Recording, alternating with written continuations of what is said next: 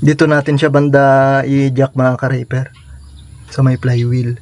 Ngayong araw naman na to mga ka-reaper, mag-a-adjust tayo na itong makina kasi mukhang na-disalign itong makina mga ka-reaper eh. Gagamit tayo mga ka-reaper ng tuwid na tubo para tignan kung disalign nga ba yung makina. Ilagay lang natin tong tuwid na tubo mga ka-reaper dito sa may flywheel.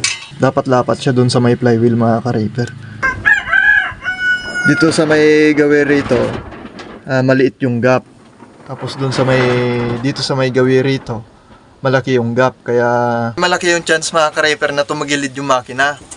Kasi parati akong napuputulan nitong belt niya mga ka-reaper eh. Itong belt na to mga ka-reaper, kaya lalagay lang. Tapos isang ikot lang dun sa palayan, putol na. Kaya hindi siya normal. Tapos dito mga ka-reaper oh, yung hélice rito nakalabas.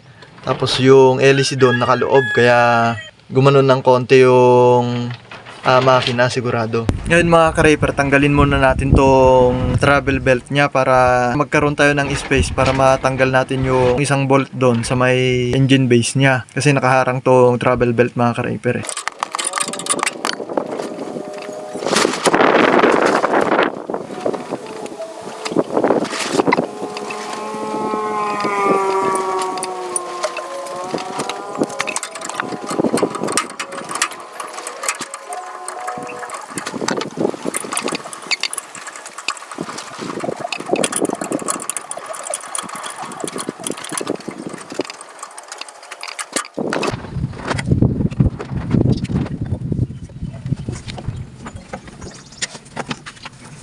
Ayan, tanggal na siya mga ka-reaper. Pwede na natin tanggalin yung tornilyo na itong isa. Tatlong engine base lang yung gagalawin natin mga ka-reaper. Ito, tapos yung dalawa dun sa gilid para yung makina gumanon siya. Masyadong malapit rito mga ka-reaper. Yan o.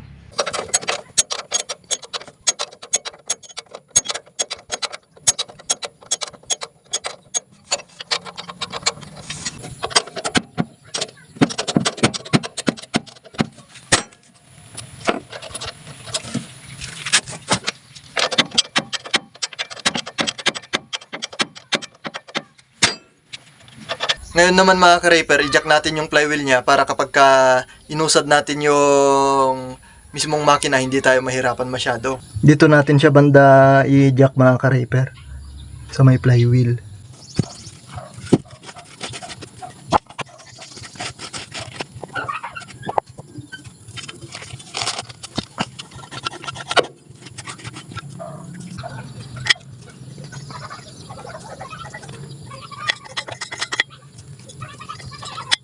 Ayan mga ka-reaper, nakataas na yung dito niya sa may engine base. Bahagyang taas lang. Ayan, pati dito sa may kabila mga ka-reaper, bahagyang taas lang din. Yan o. Ngayon mga ka-reaper, sikutin natin dito sa may bandang tornilyo na to. Yan, para maiusad natin pa ganun yung makina. Maliit lang yung usad niyan mga ka-reaper, baka mga 1/4 lang siguro. At dahil sa mag-isa lang tayo mga ka-reaper, hindi natin mahigpitan habang tinutulak yung mismong makina. Kaya gamitin natin tong belt niya para hatakin niya yung sarili niya para maghigpit na lang yung gagawin natin mga ka-reaper.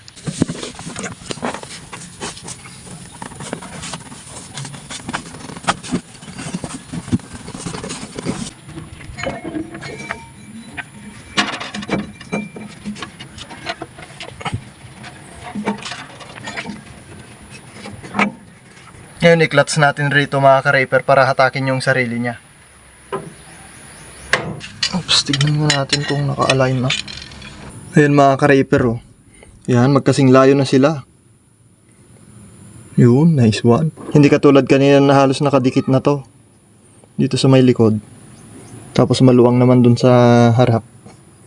Yan oh. Ngayon magkasing layo na sila mga ka-reaper. Ayos. Baba na natin tong jack niya mga ka-reaper. Ngayon pwede na tayo maghigpit mga ka-reaper.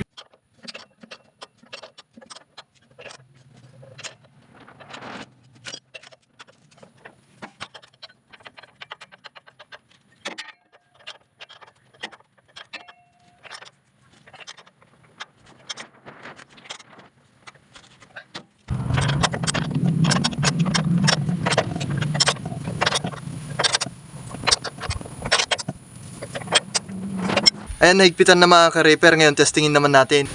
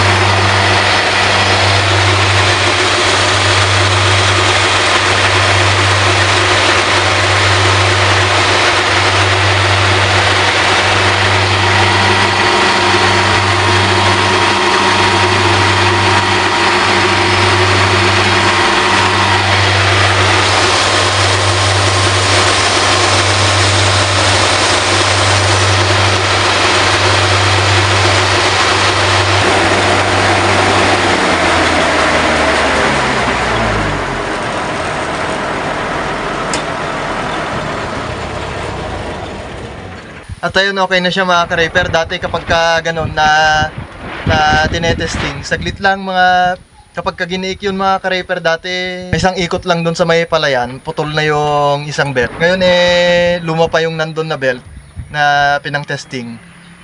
Okay na siya mga ka-repair, hindi na siya napuputol. At kung naghahanap kayo mga ka-repair ng affordable at reliable na bilihan ng parts, dito na kayo kay Agritop. Since 2013 pa siya nagbibigay ng dekalidad na parts para sa ating mga unit mga ka-repair.